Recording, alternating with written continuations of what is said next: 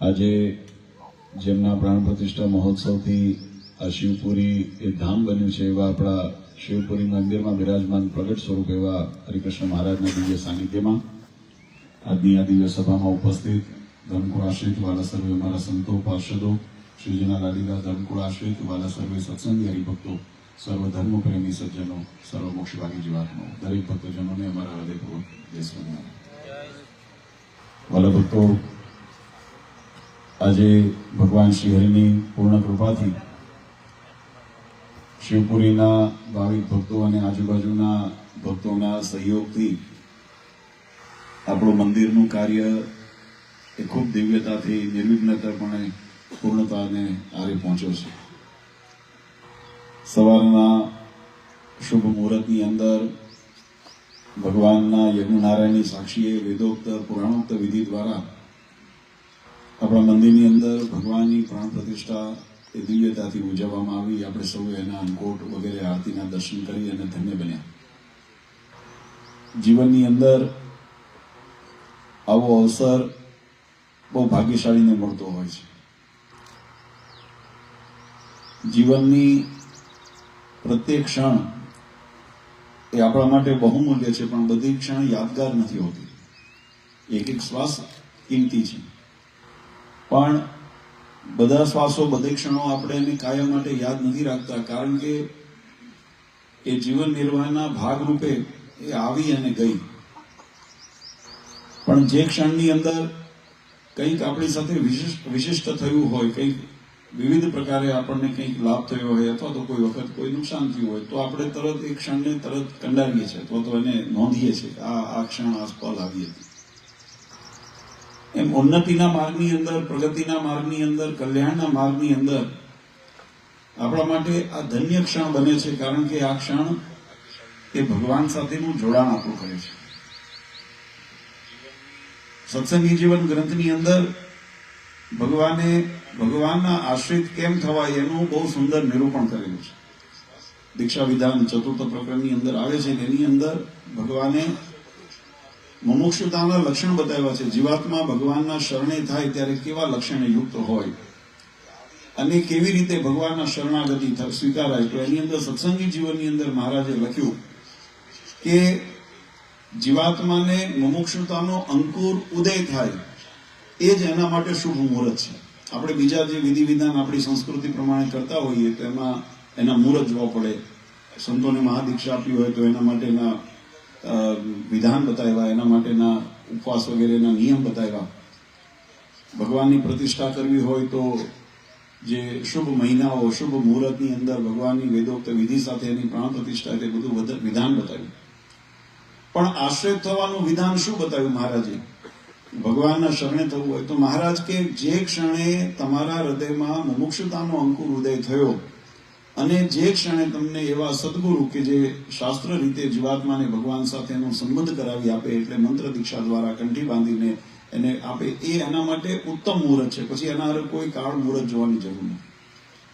કારણ કે મનુષ્ય જન્મ જીવાત્માને મળ્યો છે એ તો આપણે ગઈકાલે પણ સભાની અંદર વાત કરી કે આ તો દુર્લભો માનુષો દેહો દેહી નામ ક્ષણ ભંગુરા, કે મનુષ્ય દેહ અતિ દુર્લભ છે. 84 લાખ યોનિના અંતે જીવાત્માને એક વખત આવી તક મળે છે અને એની અંદર પણ આ જીવન કેવું છે તો કે ક્ષણભંગુર છે. જેમ પાણી ઉપર પરપોટો થયો હોય ત્યારે ફૂટી જાય, એનો કોઈ નિર્ધાર ન હોય, એમ મનુષ્ય જન્મ પણ જીવાત્માને ભલે શાસ્ત્રોની અંદર એની આયુષ્ય આખી, જેમ સતયુગાદી હતા ત્યારે લાખ લાખ વર્ષની આયુષ્ય હતી, પછી ત્રેતાની અંદર 10,000, 15,000, 20,000ની આયુષ્ય હતી, પછી 1000 વર્ષની આયુષ્ય થઈ, અત્યારે કળિયુગની અંદર 100 વર્ષની આયુષ્ય. હજુ કળિયુગ જયારે અંતિમ ચરણમાં જશે ત્યારે શાસ્ત્ર કહે છે 10-15 વર્ષની જ આયુષ્ય રહેશે, પછી એનાથી વિશેષ આયુષ્ય નહીં રહે. પણ આવા અનિશ્ચિત જેને કહેવાય, આજે 100 તો ભાગ્ય કોઈ હોય પહોંચતા હોય, લગભગ 70, 80, 90 પૂરું થઈ જાય. તો અનિશ્ચિત જીવનની અંદર પણ જીવાત્માને ભગવાનની પ્રાપ્તિ જે થાય અને એ પ્રાપ્તિ દ્વારા જીવાત્મા પોતાના મનુષ્ય જન્મે સફળ કરી લે, પોતાના મોક્ષને સફળ કરી લે, એવી જ્યારે જીવાત્માને યોગ્ય થાય એના માટેની ધન્ય ઘડી છે. ભગવાનને રાજી કરવાના, પ્રાપ્ત કરવાના શાસ્ત્રોની અંદર અનેક ઉપાય બતાવ્યા છે. એક વખત મહારાજ ગઢપુરની અંદર સભા કરીને બેઠા હતા ત્યારે ભગવાનને આચાર્ય શ્રી અયોધ્યા પ્રસાદજી મહારાજ, રઘુવીરજી મહારાજે ભગવાનને પ્રશ્ન પૂછ્યો છે કે જીવાત્માના ઉપર ભગવાનનો રાજીપો કેમ થાય અથવા જીવાત્માને ભગવાનની પ્રાપ્તિ કેમ થાય. ત્યારે ભગવાન સ્વામિનારાયણે વચનામૃતની અંદર એનો ઉત્તર એમ કરતા કહ્યો કે પોતાના દેહ, ધન, ધામ, પુત્ર, પરિવાર આદિ જે પોતાનું માન્યું હોય એને સહિત ભગવાનને જીવાત્મા જ્યારે સમર્પિત થઈ જાય છે, જ્યારે જીવાત્મા ભગવાનને શરણે થઈને ભગવાનની સેવા પરાયણ થઈ જાય છે, એનાથી ભગવાનને રાજી કરવાનું બીજું કોઈ સાધન નથી. એનો અર્થ એ છે કે આપણી જે એક વખત મહારાજ સભા કરીને બેઠા હતા અને મહારાજે બધાને સભાની અંદર પૂછ્યું કે કોની કેટલી સંપત્તિ છે અને કોની કેટલી સંતતિ છે, કેટલા પુત્ર પરિવાર છે, એનું બધા વિવરણ આપો. એટલે બધા સભાની અંદર બેઠા હતા. કોઈએ કીધું મારા આટલા દીકરા છે, મારી આટલી સંપત્તિ છે, મારા આટલા દીકરા છે, મારી આટલી સંપત્તિ છે. એમ કરતા કરતા દાદા ખાચર આંબા શેઠનો વારો આવ્યો અને આંબા શેઠનો વારો આવ્યો એટલે આંબા શેઠને મહારાજે પૂછ્યું કે ભાઈ તમારી કેટલી સંપત્તિ ને તમારા કેટલા સંતાનો છે. એટલે આંબા શેઠે એનો ઉત્તર કર્યો કે ભાઈ મારા 2 દીકરા છે ને મારી 20,000 કે 25,000 મારી કંઈક મૂડી છે. એ સભાની અંદર કોઈક જાણકાર હતા એટલે એને ધીમે ધીમે મહારાજને સંદેશો કર્યો. મહારાજને કે મહારાજ આંબા શેઠ જુદું ખોટું બોલે છે. કેમ? તો કે એમની પાસે તો સંપત્તિ આટલી છે અને એમના 2 નહીં 4 દીકરા છે. ત્યારે મહારાજે શેઠને પૂછ્યું, શેઠ તમે ખોટું કેમ બોલ્યા? ત્યારે આંબા શેઠે ઉત્તર કર્યો, મહારાજ મારા 4 દીકરાઓ છે એ ભૌતિક શરીરના માધ્યમથી પરિવારના સ્વરૂપની અંદર 4 પુત્ર પ્રાપ્ત થયા છે, એની ના નથી. પણ હું મારા એને ગણું છું જે સત્સંગની અંદર જોડાણા છે, જે 2 છોકરા મારા સત્સંગમાં જોડાણા છે એને હું મારા ગણું છું. અને સંપત્તિ પણ મારી કદાચ હશે એટલી નાણાકીય રીતે, પણ એમાંથી તમારે અર્થે, સંતોને અર્થે, સત્સંગને અર્થે આટલી વપરાણી છે અને હું મારી સાર્થક સંપત્તિ ગણું છું. એટલે મેં કીધું મારી આટલી સંપત્તિને મારા આટલા પુત્ર છે જેનાથી સાર્થકતા પ્રાપ્ત થાય. બાકી જગતની અંદર તો શાસ્ત્રની અંદર લખ્યું કે નાણાં છે એનો 3 વિનિયોગ બતાવ્યા છે, દાન, ભોગ અને નાશ. તમે જો પોતા માટે ઉપયોગ ન કરો તો એનો નાશ થઈ જાય. જો તમે એને સત્કાર્યની અંદર ન વાપરો તો એની અંદર ઉત્તમ જે માર્ગ બતાવ્યો હોય દાનનો માર્ગ બતાવ્યો છે. સત્કાર્યની અંદર તમારી સંપત્તિ, તમારી શક્તિનો ઉપયોગ કરવો એ જ એનો ઉત્તમ વ્યય છે. તો ભગવાનને અર્થે જ્યારે પોતાના પુત્ર, પરિવાર, સંપત્તિ આદિ જે પણ પોતાનું માન્યું હોય એનેથી ભગવાનની રાજી કરવાને માટે જીવાત્માના કલ્યાણને અર્થે, પોતાના કલ્યાણને સાથે સાથે સમાજના કલ્યાણને અર્થે જ્યારે કાર્યની અંદર જીવાત્માની શક્તિ, સંપત્તિ વપરાય ત્યારે એને શાસ્ત્રોએ સાર્થક સંપત્તિ કીધી છે અને ઉત્તમ વ્યય કીધો છે. તો એવી રીતે આજે શિવપુરીને આંગણે આપણને આવો અવસર મળ્યો. ઘણી વખત લોકોને ગઈકાલે પણ અમે કીધું હતું, તર્કવાદ વિતર્ક કરે ને ત્યારે એને આપણે ઘણી વખત ન સમજાય વસ્તુને, એટલે એમ થાય કે ભાઈ આ બધો ખર્ચો કરવાનો, આ ઉત્સવ કરવાનો, મંડપ બાંધવાના, આમાંથી શું લાભ મળે છે? પણ આનાથી જીવનું ઘડતર થાય છે વાલા ભક્તો. તમારે તાળ તડકાથી તમારે બચવું હોય તો તમે શેલ્ટર ગોતો, આશ્રય ગોતો. બરાબર? વરસાદ પડતો હોય તો આપણે છત્રી લઈએ. ગરમી જ્યારે ભર ઉનાળો ચાલતો હોય ત્યારે તમે કેમ હવે આપણે બધા એર કન્ડિશનર બધા વસાવા, કુલર વસાવા માંડ્યા? કારણ કે પ્રકૃતિના પ્રકોપથી એનું રક્ષણ થાય. આપણા શરીરની, આપણે જે મનની અંદર એનાથી જે તકલીફ થતી હોય એને દૂર કરવા માટે આપણે સંસાધનો વસાવીએ છીએ. પણ જે દિવસે આત્માની અંદર તકલીફ ઉત્પન્ન થાય, માંદું પડે તો માણસ હોસ્પિટલ જાય, બરાબર? ભણવું હોય તો સ્કૂલની અંદર જાય. પણ જ્યારે આત્માની અંદર જ્યારે મનોબળ અને જ્યારે આત્મશક્તિ એની ક્ષીણ થઈ ગઈ હોય તો જીવાત્મા ક્યાં જાય? તો એનું ચાર્જિંગ સેન્ટર હોય ને તો આ ભગવાનના મંદિરો છે. જીવાત્મા એ ભગવાનના શરણની અંદર જ્યારે જશે, ભગવાનના આશ્રયની અંદર જશે, એ એવું તત્વ છે જેના તત્વથી જીવાત્માને હૂંફ મળશે, આશ્વાસન મળશે, પ્રેરણા મળશે, બળ મળશે, આત્મશક્તિને વૃદ્ધિ થશે. અને યત્કિંચિત ત્યાં ભગવાનની આગળ જો ભજન કરશે તો મનની અંદર શાંતિની અનુભૂતિ થશે. જે મનની અંદર રહેલા ઉદ્વેગો છે ત્યાં શાંત પડશે અને એવી રીતે મનની શાંતિની પ્રાપ્તિ થતી હોય તો મંદિર દ્વારા થાય છે. સાથે સાથે ભગવાનની અંદર એકાત્મ વ્યક્તિનું માનસ બહુ ચંચળ છે. આપણે જોઈએ તો ઘણી વખત આપણે બેઠા હોઈએ સભામાં પણ મનના વિચારો ક્યાં ક્યાં ફરતા હોય. ભગવાનના મંદિરની અંદર જીવાત્મા જાય, ભગવાનની સન્મુખ પૂછે. મહારાજ આપણા ભાગવતની અંદર એક ચરિત્ર આવે છે અને ચરિત્રની અંદર એવું આવે છે કે જ્યારે 88,000 શૌનકાદી જ્યારે મહર્ષિઓએ ભગવાનની આગળ જઈને તપ કરીને પ્રાર્થના કરી, ભગવાન પ્રસન્ન થયા અને કીધું માંગો શું જોઈએ છે?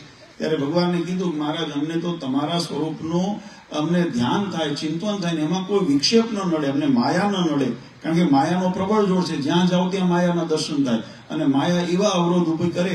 ભાગવતજીની અંદર અને બહુ સુંદર ગીતાજીની અંદર શ્લોક લખ્યો છે. મુક્તાનંદ સ્વામી વડતાલની અંદર એક વખત સભા કરીને બેઠા હતા ત્યારે મુક્તાનંદ સ્વામી મહારાજને પ્રશ્ન પૂછ્યો છે કે આ જગતની અંદર એમ કહેવાય કે માયા છે બધાને પોતાના પાશમાં લે છે. પણ જે ભક્ત ગીતાજીની અંદર કીધું કે ભગવાન કૃષ્ણે અર્જુનજીને કીધું જેને મારી પ્રાપ્તિ થઈ માયા તરંતી તે એ માયા તરી ગયો. તો ભગવાનની પ્રાપ્તિ થયા પછી ભગવાનને શરણે થયા પછી પણ ઘણી વખત સંકલ્પ વિકલ્પ થતા હોય તો એની પાછળનું કારણ શું? સંકલ્પ વિકલ્પ એટલે જગત સંબંધી વિષયના સંકલ્પ થતા હોય, વ્યવહારના સંકલ્પ થતા હોય અને ભગવાનની અંદર ઘણી વખત દ્રઢતા, સ્થિરતા, નિશ્ચય રહે ન રહે, વિચારો બીજા થવા માંડે. તો એવી રીતે જે સંકલ્પ વિકલ્પ થતા હોય, ભગવાનનો સત્સંગનો યોગ થયા પછી પણ આવા વિઘ્ન થતા હોય તો એની પાછળનું કારણ શું હશે? માયા નહીં કરાવતી હોય કોણ કરાવતું હશે? આવો મુક્તાનંદ સ્વામીએ પ્રશ્ન પૂછ્યો છે. ત્યારે મહારાજે એનો ઉત્તર કર્યો કે જીવાત્માના જે માયાના 3 ગુણ છે, જે રજ, સત અને તમ, એ 3 ગુણના પ્રભાવે કરીને આ સંસારની અંદર જે જીવાત્માને વિષયને ભોગનારી ઇન્દ્રિયો વગેરેની પ્રાપ્તિ થઈ છે એ આ 3 ગુણના યોગે કરીને થઈ છે. અને ભગવાનને પણ જ્યારે જીવાત્મા પોતા જેવો સમજે છે ત્યારે એ ગુણના પ્રભાવે કરીને જે દોષ પોતામાં રહેલો છે એ ભગવાનની અંદર પણ ભગવાનને માયિક વગેરે જાણે છે. અને માયિક જાણે છે એટલે નિશ્ચયમાં ખામી છે એટલે માયાનો પ્રભાવ એના ઉપર પડે છે. જો ભગવાનને એ તત્વને માયાથી પર જાણે અને એવું ચિંતન કરે, આપણા શાસ્ત્રોની અંદર સત્પુરુષના લક્ષણ બતાવ્યા, યથા ચિંત તથા વાચો તથા ક્રિયા. જીવાત્મા જેવું ચિંતન કરે છે એવી વાણી નીકળે છે, જેવી વાણી હોય એવું એનું વર્તન હોય, ત્યારે સત્પુરુષના લક્ષણ કીધા, સાધુ પુરુષના લક્ષણ કીધા. તો જ્યારે જીવાત્મા ભગવાનનું એવા ભાવથી તત્વ ચિંતન કરે તો પરમાત્માનું જેવું ચિંતન કરે છે તેવું પોતાની અંદર પણ ગુણ નિર્માણ થાય છે. ભગવાનનું જેવું ચિંતન કરે એવા ગુણ પોતામાં નિર્માણ થાય. ભગવાનને નિષ્કામી જાણે, ભગવાનને નિર્લોભી જાણે, ભગવાનને નિર્વ્યસની જાણે, ભગવાનના જે સર્વોપરી જે ભગવાનને માયાથી જે પર એવા પરમાત્માને જાણે તો એ પોતે પણ માયાને તરવા સમર્થ બને છે. પણ ભગવાનને જો માયા સ્વરૂપ જાણી લે તો પછી પોતે માયાથી તરી શકતો નથી. માયા એવા ઉપર પ્રભાવ કરે છે. તો ભગવાનની પ્રાપ્તિના માટે જે માયાને તરવી હોય તો એ કેના દ્વારા થાય? તો એ ભગવાનના શરણાગતિ જવા સિવાય જીવાત્માને થતી નથી. એટલા માટે મહારાજે ઉપાસના ભક્તિના માર્ગની અંદર મૂર્તિ પૂજા મંદિરની અંદર મહારાજે પધરાવી અને કીધું કે આ પરમાત્માનો જે આશ્રય કરે એને સમગ્ર જે સંકટ આવતા હોય જીવનની અંદર, વ્યાધિઓ હોય અથવા તો એને સર્વ પ્રકારે જે કષ્ટ રહેલા હોય એનાથી અમે ઉગારી. અને જેમ ભગવાને અર્જુનજીને કીધું કે યોગક્ષેમમ મહામ્યહમ, તમારા યોગ અને ક્ષેમનું વહન અમે કરશું, એમ ભગવાને પણ આપણને વરદાન આપ્યું છે કે આ પરમાત્માના જે શરણમાં રહેશે એનું યોગ અને ક્ષેમનું વહન અમે કરશું. આજે આપણે બધા ભાગ્યશાળી છીએ કે એવા પરબ્રહ્મ પુરુષોત્તમ નારાયણની પ્રાપ્તિ આપણને આ ધરા ઉપર, અને એમાંય આ કળયુગના સમયની અંદર તો ભગવાન ઓળખાવા અઘરા છે, મળવા અઘરા છે. ભગવાનની અંદર પ્રતીતિ રહેવી, સ્થિરતા રહેવી બહુ અઘરી છે. પણ છતાંય ભગવાનની કૃપા છે અને આપણા વડીલોના જે ભજન, કીર્તન, તપ એમના જે કરેલા એનો પુણ્ય પ્રતાપ છે કે આપણામાં એ વારસો મળ્યો છે. અને આજે શિવપુરીની અંદર જેમ 3 પેઢી, નરેન્દ્ર પ્રસાદજી મહારાજ, અજેન્દ્ર પ્રસાદજી મહારાજને અમે પણ ઘણા વર્ષોથી સત્સંગની અંદર વિચરણમાં આવીએ છીએ. એટલે એ વારસો 3 પેઢીનો તો આપણે સાક્ષી છીએ. એના પૂર્વે પણ કદાચ કોઈ આપણા વડીલોને કોઈ એવા સત્નો યોગ થયા હોય, સત્સંગનો યોગ થયો હોય, જેનાથી બીજબળ નિર્માણ થયું હોય તો આજે એનું વટવૃક્ષ આપણે જોઈએ છીએ. જે મંદિરના રૂપની અંદર આપણે એની છાયાની અંદર બેસીને, જેમ મેં કીધું ને કે ગરમીથી સહન બચવું હોય તો ક્યાંક આશ્રય ગોતવો પડે, એમાં ત્રિવિધ તાપથી માયાથી રક્ષણ કરવું હોય તો ભગવાનનું મંદિર આપણા માટે આશ્રય સ્થાન છે. અને એટલા માટે મંદિરનો મહિમા આપણા શાસ્ત્રોની અંદર બતાવ્યો છે. ખૂબ આનંદ સાથે આજે ભક્તોને ગઈકાલે પણ બિરદાવ્યા હતા અને આજે ફરી બિરદાવું, કારણ કે સમુદાય નાનો છે, અમે જાણીએ છીએ, અવારનવાર અહીંયા પ્રસંગમાં આવ્યા છીએ એટલે અમને ખબર છે. પણ સમુદાય સમજણવાળો છે.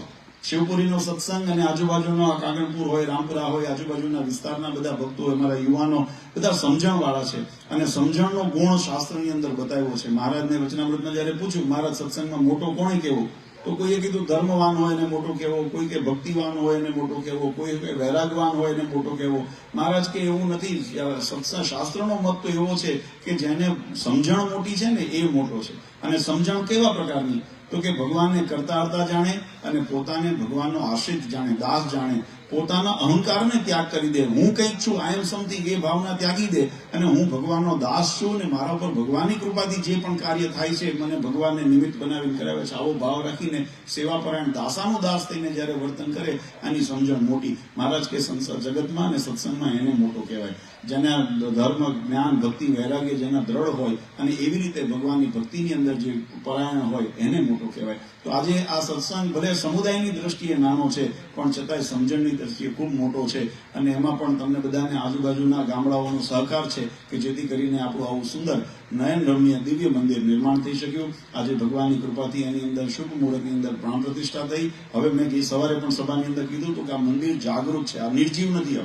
હવે એની અંદર પ્રત્યક્ષ પ્રગટ પૂર્ણ પુરુષોત્તમ ભગવાન શ્રી હરિ બિરાજે છે. તો એમના ચરણારવિંદમાં આપણે પ્રાર્થના કરીએ કે અમારી શિવપુરીના ભક્તો ઉપર કાયમ એવી કૃપા દ્રષ્ટિ વરસાવતા રહે. જે ભક્તોએ એની અંદર મંદિરના નિર્માણ કાર્યથી આજના પ્રતિષ્ઠા ઉત્સવ સુધીના કાર્યની અંદર તન મન ધનથી જેને જેને સેવા કરી છે એવા તમામ ભક્તો ઉપર ભગવાનનો રાજીપો કાયમ ઉતરતો રહે. અને ગઈકાલે પણ અહીંયા સંતોએ સભાની અંદર કીધું હતું કે આપણે મંદિરની આજીવિકા કાયમ માટે નભી રહે એટલે દરેક ભક્તોને આપણે બધાને ભલામણ કરી હતી કે તમારે જ્યારે પણ કોઈ પ્રસંગ પરિવારની અંદર હોય, જન્મોત્સવ હોય કે કોઈ લગ્નોત્સવ હોય કે કોઈ સારા નરસા પ્રસંગ હોય, કોઈના ધામમાં ગયાની સ્વર્ગવાસની તિથિ હોય, તો એવા બધા નિમિત્ત છે કે જે નિમિત્તે ઠાકોરજીને આપણે અહીંયા થાળ નોંધાવીએ અને ભગવાનને અહીંયા આગળ એ બે લાભ થાય. એક તો ભગવાનને આપણો તે દિવસે સ્મૃતિ થઈને ભગવાન સુધી પ્રસાદ આપણો પહોંચે અને આપણા વડીલો પણ એને આનંદ અનુભવાય, તૃપ્ત જે ભગવાનના ગામની અંદર હોય રાજી થાય કે અમારા છોકરાઓએ સત્સંગનો વારસો જાળવ્યો. અને જે જન્મોત્સવ નિમિત્તે વગેરે નિમિત્તે જ્યારે થાળ કરાવીએ ત્યારે ભગવાનની કૃપા વધે કે આપણા બાળકો અને પરિવાર ઉપર ભગવાનનો કાયમ રાજીપો રહે. એટલા માટે આપણે આ સુંદર આયોજન કર્યું છે. તો બધા ભગવાનના ભક્તો એની અંદર પણ ખૂબ બધા ઉત્સાહથી પોતાની સેવા કરજો અને મંદિરને હવે કાયમ ગાજતું રાખજો. મંદિર છે ને એ જાગૃત સારું લાગે. સુષુપ્તિ અવસ્થામાં મંદિર પછી આમ નિર્જીવ્ય લાગે, પણ એની અંદર હવે ભગવાનની ભજન થાય, આરતી થાય, ચેષ્ટા થાય, ભગવાનના કથા વાર્તા થાય, એ બધું આપણા ઉત્સવ માટે માધ્યમથી આપણે જ્યારે મંદિરને જાગૃત રાખીએ તો મંદિરનું દૈવત્વ છે, એનું તેજ છે એ જળવાઈને રહેશે. એટલે ભગવાનને પ્રાર્થના કરીએ કે આપણું આ ક્ષેત્ર એ અક્ષરધામ તુલ્ય નૈમિષારણ્ય તુલ્ય બને અને ભગવાનના ભક્તોને અહીંયા સત્સંગનું ખૂબ સુખ મળે એવી હરિકૃષ્ણ મહારાજના ચરણારવિંદમાં પ્રાર્થના કરીએ છીએ. વધારે સમય ન લેતા અંતમાં પરમ કૃપાળુ ઈષ્ટદેવ ભગવાન શ્રી સ્વામિનારાયણ, વડતાલવાસી શ્રી લક્ષ્મીનારાયણ દેવ હરિકૃષ્ણ મહારાજ, પરમ પૂજ્ય સનાતન ધર્મ ધુરંધર આચાર્ય શ્રી અજેન્દ્ર પ્રસાદજી મહારાજ, અશોકાદીવાળા માતુશ્રી અને અમારા સમસ્ત ધર્મકુળ પરિવાર વતી આપ સૌને પુનઃ અંતરના આશીર્વાદ આપીને મારી વાણીને વિરામ આપું. સહેજાન સ્વામી મહારાજ. પૂજ્ય લલજી મહારાજ શ્રીએ ખૂબ દિવ્યરૂડા આશીર્વાદ આજના દિવ્ય પ્રસંગે આપણને સર્વને અને મેં ખાસ શિવપુરીના ભક્તોને ખાસ ટકોર કરી છે. ખૂબ સુંદર લલજી મહારાજે કીધું હવે આ મંદિર જાગૃત